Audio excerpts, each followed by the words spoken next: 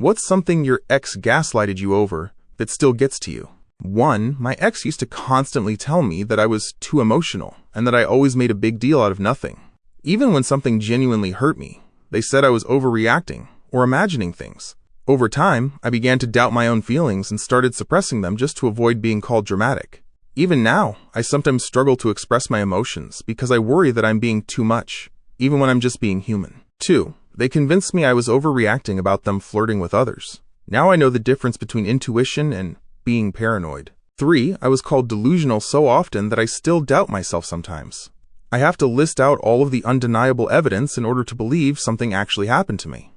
It sucks. 4. Made me believe I was too sensitive every time they crossed a line. Now I second-guess my gut even when it's screaming at me. 5. Told me I was remembering things wrong so often that I eventually started to believe it myself. 6. She was on weight loss drugs, basically legal speed, and she loved to argue. It was like living with a lawyer whose brain was moving at lightning speed. She could spin anything and everything in any situation to make me look bad. I still get nervous about conflict in relationships, even over completely minor stuff like broccoli or a salad as a side dish for dinner. 7. Gaslighted me into believing it was entirely my fault that things fell apart, even though they made no effort to fix anything and just dismissed or criticized everything I did to try and make things better. Somehow every fight became my fault. They made me apologize for things I didn't even do, and then used my apology against me. 8. Told me I was being crazy and emotional for crying when he was physically violent towards me and others. 9. Love-bombed me and convinced me that I was being shitty for having very normal boundaries and a reasonable timeline for how a relationship should develop. 10. That I was a horrible and manipulative person. I was gaslit for years into believing I was to blame for all our problems and that they were the victim. He would make plans with me and then cancel last minute, and when I got upset, he blamed me and made excuses. In the end, after we broke up, he claimed we were never in a real relationship, even though we had made plans to move in together. I was literally at the point of giving up my apartment after we went looking for places together. If you're still watching, means you're enjoying the stories. Subscribe so you can look forward to more stories like these. Now on to 11. My ex swore I had a bad memory whenever he changed the story, even when I knew I was right. Now I doubt myself constantly, even with proof in front of me. 12. Repeatedly told me that whenever I expressed my needs, I was causing unnecessary conflict. Claimed that wanting to be romanced was a sign of low confidence. The real confidence issue was staying in that relationship for so long, not asking for what I needed. 13. I still tend to show my fiancé every chat I have with other women. She can even unlock my phone whenever she wants, even though they're all mutual friends of ours. Funny enough, I never cheated, but my ex did. And yeah, the unlocking was my decision early in the relationship because I didn't want the same arguments I had with my ex. But my fiancé barely uses my phone, only for Google or calculator or something like that, when her phone's in another room. 14. Made me feel comfortable opening up, but then used the deep stuff I shared to hurt me later. Like, imagine feeling safe enough with someone to open up about how you never really felt close to your dad or felt like he loved you, and then she calls him and tells him I said he was a shit dad and that I hated him. Funny thing is, even though she tried to ruin our relationship, it actually improved. We're not super close or anything, but we get along now, and I feel like he actually cares more. 15. When we were in counseling before therapy, she insisted I never tried to work on our relationship. It wasn't until about a year after the divorce that I realized she was the one who never made an effort. She even told our therapist that one day I came home from work and yelled at her because dinner wasn't ready, which was complete bullshit. I've never done that, nor would I. 16. They managed to convince me I was in the wrong for setting reasonable boundaries, and that if I truly loved them, I would let them do the things that upset me. Some of those boundaries were, I wasn't okay with her hanging off other guys at bars, I wasn't okay with her hitting me, and I wasn't okay with her getting high and starting fights that I had to step into to protect her, because she enjoyed watching me fight. To this day, I struggle to set healthy boundaries, because it still kind of feels like I'm being unfair. 17. I'm too much. I feel guilty if I'm angry, sad, or upset, because that makes other people uncomfortable, so I apologize anytime I'm not happy. Logically, I know I'm not responsible for other people's feelings, but that voice is still there. It's a constant battle. 18.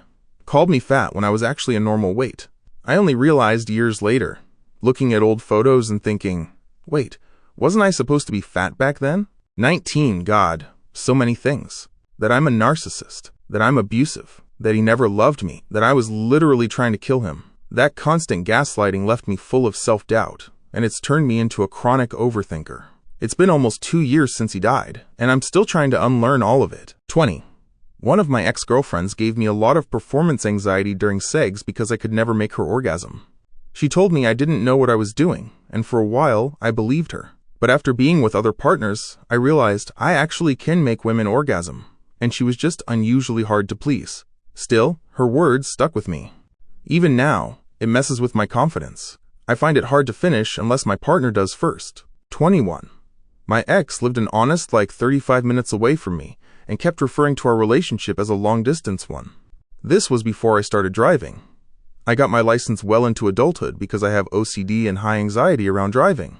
Anyway, my current girlfriend is from the same area, and one day she drove to my house while I kept apologizing for her long journey, and she finally said, "Dude, what the fuck are you talking about? It's not a big deal at all. That's not even the half of it. I had to drive in high traffic to that area for work recently, and the entire time, as someone with high anxiety, I kept thinking, what the fuck? This isn't even an hour-long drive." I spent years being told I was an inconvenience because of my OCD, told that I relied too much on the people around me, and that I was useless and had zero purpose in a relationship. I still actively need reassurance from my girlfriend, only to then apologize again, even though it's not her lack of character that makes her willing to reassure me. To this day, if I have to ask for help, or assistance, or even a ride, drunk, car trouble, whatever, I still hear her voice ripping into me. And it's not fair, or right, because she was wrong, and genuinely not a good human being. 22. If I asked for something more than twice, no matter how far apart in time, I was nagging. We're talking about things like, please don't ball up your socks when you take them off, or trash pickup is tomorrow, or reminders for things scheduled by or for his family. 23. I came home earlier than planned. When I came in, I caught her sleeping with someone else. She managed to turn our acquaintances, my friends, her family, and my family around, so that I was the bad partner, and she had no other choice than to cheat. It took me several years and the love of my life to understand that I was not to blame for my partner cheating on me. 24. That everything was my fault. She did something to make me mad? I'm the a-hole for being angry. Antidepressants caused bedroom problems, a very common and well-known side effect, and she got pissed at me and took it as a personal insult, as if I wasn't already feeling like shit. Stuff like that, whether she was at fault or it wasn't anybody's fault, would always get twisted into me being the bad guy. And the result? I basically never tell people when I'm unhappy about something. I just deal with it and move on as best I can, because that feels like the safer option. I also get extreme anxiety over doing anything that someone might get upset about if I do it wrong. This has led to panic attacks just from having to go to work or take my kids to things, because all I can think is that someone's going to be pissed at me if I'm late or whatever. I could write a lot more about how fucked up I was coming out of that marriage, but that would just be ranting at this point. 25. She told me so many times that I don't have fun at parties or social gatherings that I just started getting unimaginably depressed at those events. Now I never even go out. 26. My ex made me believe that every other guy is trying to get in my pants, and if I get too friendly with them, he might get the wrong idea. It haunts me till date. 27. When I called him out for his bad behavior, he said I needed someone perfect. Years after breaking up, this rings in my head whenever I call out bad behavior or establish a boundary with someone. I hate that it gets to me sometimes still. 28. I lost over 40 pounds one year and felt really good about myself. She was meant to start the weight loss journey with me.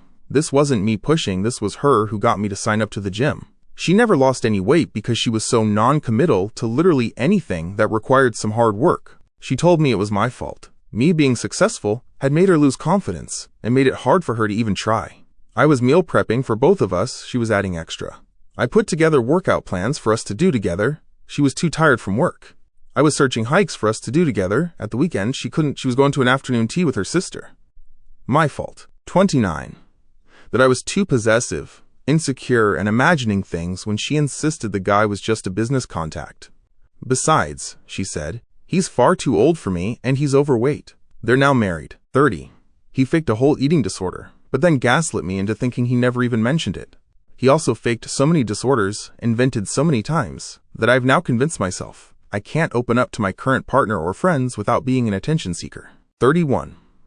When I finally opened up to her about my trauma, she started saying, "Why does it even fucking matter?